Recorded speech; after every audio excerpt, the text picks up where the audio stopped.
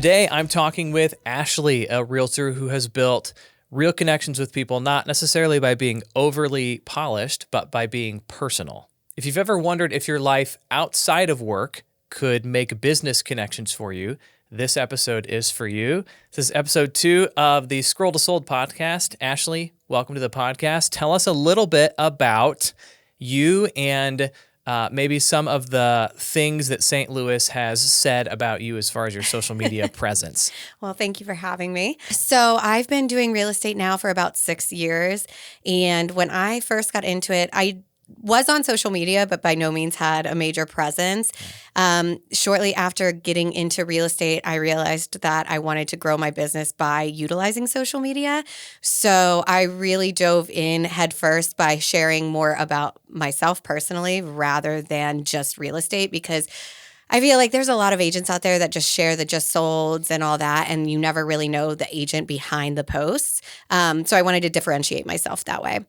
And then as far as what St. Louis has to say about me, well, for 5 years now, I've been on the top agents on social media within the St. Louis market and Missouri as a whole. Oh, great. And then recently, I've been on the list of the top 4 for the St. Louis A-List Awards, and we don't know who won yet. So I hopefully find out next month, and I hope you voted for me. Fingers crossed. I voted once. Oh, I don't know if I did multiple times, but every day. I know. Okay, so obviously congratulations on all the accolades Thank you. Both Missouri as a whole and St. Louis. Thank you. I'm curious, what do you think they are seeing whenever they look at your social media accounts and think Ashley is killing it? I would say I tend to post a lot more in my stories, and I tend to be very just having a conversation one-on-one with my audience. I take them along with me for showings, what I'm doing in a day. I'm always in the car, so just talking to them in my car. And so they get to see in and out what I'm doing real estate-wise throughout my day, but also what I'm doing as a mom or in my personal life in other areas. And then as far as on my actual feed, whether that be on Instagram, TikTok, or Facebook, I do share, the just sold, the coming soon, those types of posts, but I tend to try to lean more towards video if I can, and that tends to get a lot more engagement. So they're seeing, I do like the 80-20 rule with 80% personal, 20% real estate, and sprinkling it in. Great. I was going to ask you about the ratio. It can feel challenging to know how often do I show up this way or that way, Mm-hmm. but I think you're right on the money that so often people just don't care about the real estate stuff. No. They get on social media to see something interesting or to make connections. I know social media gets bashed for that a little bit. It's like, well, are you really connecting with people? But Right. you can. Yeah. If you use it right. Absolutely. Well, and then that's where I think I always look at it like I don't want to just be another real estate agent on social media, and I don't want my clients to feel that way either. I want clients who choose to work with me because of who I am, and I want our personalities to mesh together, and I want to be able to build true relationships with not only my clients, but people that follow me on social media as well. Yeah, I love it. And I think especially in the real estate industry, building genuine connections with people is the way that eventually they become clients. And I don't think that's a selfish thing either. Tell me about your approach when you're creating content. What's the motivation behind what you're making? It varies from time to time. I think the biggest thing is I just try to show up, and I know it's overused, authentically. Like I try to be authentic to who I am when I'm showing up. So like you said at the beginning, it's not always super polished. Sometimes I throw in a swear word or two, but that's who I am. And so I like it to be very much like I'm just sitting down with a friend and having a conversation, and here's what it is, whether it be real estate content and educational that I'm trying to get across, or if I'm just talking about something I did that day. So. Yeah, I love it. I think it's a great approach. Authenticity is something that a lot of people struggle with on social media because you do have the opportunity to sugarcoat everything and only show the best of the best. But I love that authenticity is important to you. And I think that is what goes a long way in people feeling like they actually connected with you and not your glorified business persona. Correct. Right? That's something that I'm trying to do better at myself. Yeah. Because you want to come across as very professional, but you also got to be who you a are. real human being. Yeah. For people to want to do business with you. I agree. And that's how I've always looked at it as my brand as a whole is me. Like I'm not selling houses. I'm selling my knowledge and my expertise. And that's me. So I want people to know the person behind the brand. So, Yeah. I love it. yeah. You, person behind the brand, can you share with me maybe one example of a time when your social media presence eventually down the line turned into somebody becoming your client? I mean, most recently, I actually got a referral from an agent in another state that found me, and she was looking for an agent out here for one of her best friends. She wanted to find somebody that she knew her friend would connect with, but that also was experienced and knew what they were doing. And so she found me. She had been following me on Instagram for a while and decided she reached out to a couple different agents, interviewed them, and decided I was the best fit for it. Yeah. And so again, that was just because of my personality being shown. It wasn't technically everything that I sell or like the numbers that I put up, but it was because of who I am. She thought that I would best mesh with her friend. And so that was a good one. And then I've gotten others prior to that. I just had one where I both listed and then helped them buy a house. And they found me through my Facebook and community pages. So yeah, yeah, I love it. It almost sounds like you're telling me that people like to do business with those that they know, like, and trust. Yeah. Right? Who would have Because thought? if you're trying to show up on social media and look ultra pro all the time, then it's not relatable. It's not. Yeah. And they may not. I mean, sure, some people may do some business people like with somebody that. who looks like a superhero all the time. Right. But a lot of people want to work with somebody who they feel like they know. And so I love that the referral game worked out for you. Yeah. I think that's great that, number one, obviously you're trying to speak directly to prospective clients, but also you're showing your authentic self, and other agents notice that and are happy to send referrals your way. Yeah. So talk to me a little bit about referrals from out of state. Does that happen very often, or is that like, maybe a couple a year? What does that look like? I would say probably like couple between like 2 to 5 a year, depending. And again, it's always been based off social media. Yeah. So I think having a good presence online, both Instagram, TikTok, I shouldn't say both, but Instagram, TikTok, and Facebook, and connecting with other agents. Some agents don't like to do that. They think, why do I need to be friends with all these agents?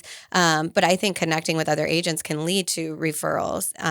And again, it's showcasing, yes, I do sell homes. I am busy. I know what I'm doing, but also you're going to know who's working with your client as well on a personal level. So it sounds like there is a lot of value in showing up in a way that other realtors notice as well.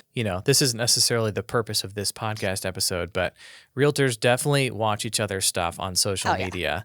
At least I see value in out-of-state realtors sending people your way, for sure. So I love that. Yeah. So I'm curious, when it comes to the kinds of content that you post, whether it's content, we call it content pillars, content styles, whatever, what buckets does your content fall in? What are some of the different things that are kind of staples for you, that I talk about this, or I do this kind of a video?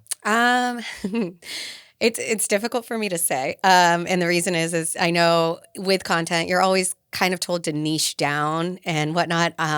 I am probably the furthest thing from niching down, and maybe that's my niche in and of itself. It really is what I'm interested during that time period or what I have going on. I would say relatable videos when it comes to Reels and TikToks. With TikTok, with my Instagram and TikTok, it's two very different things, very different audiences. TikTok, I ended up getting the majority of my following over there by doing weather updates during severe weather incidences. Noticed that. Yes. And so that kind of took off, but and obviously has nothing to do with real estate, but it was beneficial because it was hyper local. And so I gained a lot of followers within the St. Louis area because of that. Genius. And then I sprinkle in the real estate stuff, and I've gotten a few leads from TikTok just based off of doing weather updates. So that's been great. Instagram tends to be a little bit more polished. I've tried to integrate the two and share like on both platforms, and the stuff that I do on TikTok just doesn't translate well to Instagram, no matter how hard I try. And again, Instagram tends to be a lot of me just chatting in my car on my stories. But for example, like right now, I would say my niche is obviously real estate, motherhood, and then 75 hard, like we were talking earlier. That's what I'm doing right now. So that's what you're seeing a lot of from me because that's what's going on in my life. Yeah. Oh, I love it. So I think what I'm hearing is that there are some things that you talk about, all I the try time. to keep They're a chain staples. of, But you also have themes that arise from time to time, like 75 hard. Yeah. I love the idea of doing the weather updates because agents so often are struggling to figure out how can I get local followers, people who I would actually do business with here. Yeah. Certainly, if you go viral and everybody in the United States sees it, like maybe they'll relocate, but like, 9 times out I of sure 10 would love to have local followers. Right. So I love that you thought through a creative way to reach people right here. And you saw that it stuck and you kept doing it and you've been consistent. And every time a tornado comes at me, I open TikTok and I'm your local Ashley's TikTok letting me know, so I love that. I think it's a great idea. Thank you. And obviously it's contributing to the fact that you continue to get leads. Talk to me about leads that you get, let's say either TikTok or Instagram or Facebook, because you're there too. Yeah. Talk to me about, just now that you have been doing this for a while, you've seen some success. How can realtors get leads on social media? I think the biggest thing is building those genuine connections again. So commenting, liking, engaging with your audience and followers. If they leave a comment on your stuff, always reply back, sending direct messages and building, again, relationships and actual genuine connections. It's not just, I'm going to post all this stuff out there and expect people to reach out to me and get the leads that way. It's about being interested in what they're doing as well and noticing that type of stuff. And from there, a lot of times it'll be them saying, hey, by the way, I gave your name to my mom because she's looking for a real estate agent and I thought of you. Or, hey, we're not looking to buy right now, but in 6 months we will be. So, okay, instantly they're added to my CRM. I'm going to remember to stay on top of that. Yeah. And again, it's just about being genuine with the communications you have with people, not treating them as just a lead, but actually being interested in what they're doing. Yeah, that is, I couldn't agree more with that because again, people are looking for connection and man, I hate it when I comment something under a brand or an individual that I've been following for a while and nothing happens to it. I'm just like, man, I've been watching your stuff for, 3 months. Yeah. And, now that you've finally warmed me up to the point where I'm ready to comment. Yeah. And you just ghost me. It's just like, or the generic copy and paste where they're saying the same thing under every single comment. Yes. Or, dropping an emoji for me. It's just like, man, you don't care about me. Yeah. And, that's what people want. They want to connect with somebody. Absolutely. And, DMs. It's huge. Yeah. Huge. Because it's that one-on-one connection you're building with them. It's not just the commenting on a post, but it's actually like, hey, what's going on with you? Like, how is this going or whatever? I love that you do that. I want to hear more. Tell me about your process with DMing people. Eventually that turns into actual business. So tell me, how do you DM people and then plan follow-up with your DMs? So it depends. A lot of times with DMs, it'll be based off of something I see that they share, usually on their stories. So it'll be me replying to something on their stories that, like, if I see someone I follow at a park with their kids and it's a park I've never been to and it's genuine curiosity, I reach out, oh my gosh, that park looks amazing. I've never been there. Where is it? How is it? Are you enjoying it? And it's true. I'm curious. And then just building a conversation from there. And then just checking in with them every now and then. Again, once you comment on somebody's, especially stories, or if it's on your feed, you'll start to see more of them. So it's about maintaining consistency with that. And then if it is something where I think it could potentially build into a lead or something of that sort, just marking it in a CRM or making note of it and then just following up every now and then. Again, I don't ever like to feel like I'm trying to sell somebody something because I'm not. I don't like to be sold to. Yeah. And so I always go in with that mindset of I'm just actually genuinely trying to build a connection with you. And if something comes from this, great. If not, great. Like either way is fine. At least we built something from it. Yes. Yeah.